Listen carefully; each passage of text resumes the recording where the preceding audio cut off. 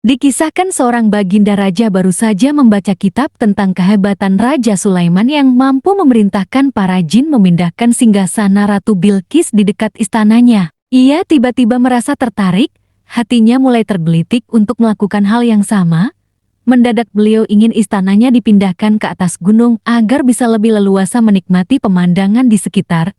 Dan bukankah hal itu tidak mustahil bisa dilakukan karena ada Abu Nawas yang dikenal amat cerdik di negerinya. Tanpa membuang waktu, Abu Nawas segera dipanggil untuk menghadap Baginda Raja Harun al-Rashid. Setelah Abu Nawas dihadapkan, Raja memerintahkan Abu Nawas untuk memindahkan istananya ke atas gunung. Abu Nawas tidak langsung menjawab. Ia berpikir sejenak hingga keningnya berkerut. Tidak mungkin menolak perintah Baginda kecuali kalau memang ingin dihukum. Akhirnya Abu Nawas terpaksa menyanggupi proyek raksasa itu. Ada satu lagi permintaan dari Baginda, pekerjaan itu harus diselesaikan hanya dalam waktu sebulan. Abu Nawas pulang dengan hati masyghul. Setiap malam Abu Nawas hanya berteman dengan rembulan dan bintang-bintang. Hari-hari dilewatinya dengan kegundahan.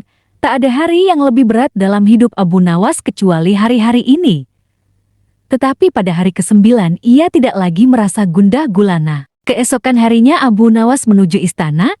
Ia menghadap Baginda untuk membahas pemindahan istana. Dengan senang hati Baginda akan mendengarkan apa yang diinginkan Abu Nawas. Ampun tuanku, hamba datang ke sini hanya untuk mengajukan usul untuk memperlancar pekerjaan hamba nanti, kata Abu Nawas. Apa usul itu? Tanya Baginda. Hamba akan memindahkan istana Paduka yang mulia tepat pada hari raya Idul Kurban yang kebetulan hanya kurang 20 hari lagi, kata Abu Nawas. Kalau hanya itu usulmu, baiklah, kata Baginda. Satu lagi Baginda, Abu Nawas menambahkan. Apalagi? Tanya Baginda. Hamba mohon Baginda menyembelih 10 ekor sapi yang gemuk untuk dibagikan langsung kepada para fakir miskin, kata Abu Nawas. Usulmu kuterima, kata Baginda menyetujui. Abu Nawas pulang dengan perasaan riang gembira. Kini tidak ada lagi yang perlu dikhawatirkan. Toh nanti bila waktunya sudah tiba, ia pasti akan dengan mudah memindahkan istana Baginda Raja. Jangankan hanya memindahkan ke puncak gunung, ke dasar samudera pun Abu Nawas sanggup. Desas-desus mulai tersebar ke seluruh pelosok negeri. Hampir semua orang harap-harap cemas. Tetapi sebagian besar rakyat merasa yakin atas kemampuan Abu Nawas.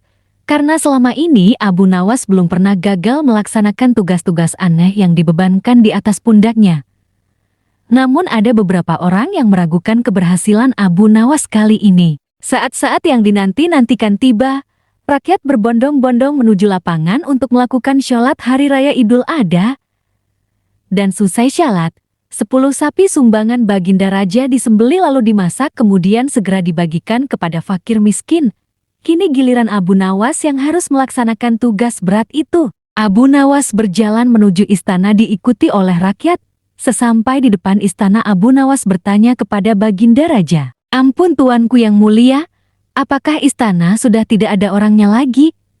Tanya Abu Nawas. Tidak ada, jawab Baginda Raja singkat. Kemudian Abu Nawas berjalan beberapa langkah mendekati istana, lah berdiri sambil memandangi istana. Abu Nawas berdiri mematung seolah-olah ada yang ditunggu. Benar, Baginda Raja akhirnya tidak sabar. Abu Nawas, mengapa engkau belum juga mengangkat istanaku? Tanya Baginda Raja. Hamba sudah siap sejak tadi Baginda, kata Abu Nawas. Apa maksudmu engkau sudah siap sejak tadi? Kalau engkau sudah siap, lalu apa yang kau tunggu? Tanya Baginda masih diliputi perasaan heran. Hamba menunggu istana Paduka yang mulia diangkat oleh seluruh rakyat yang hadir untuk diletakkan di atas pundak hamba. Setelah itu hamba tentu akan memindahkan istana Paduka yang mulia ke atas gunung sesuai dengan perintah Paduka, kata Abu Nawas. Baginda Raja Harun al-Rashid terpana. Beliau tidak menyangka Abu Nawas masih bisa terhindar dari hukumannya.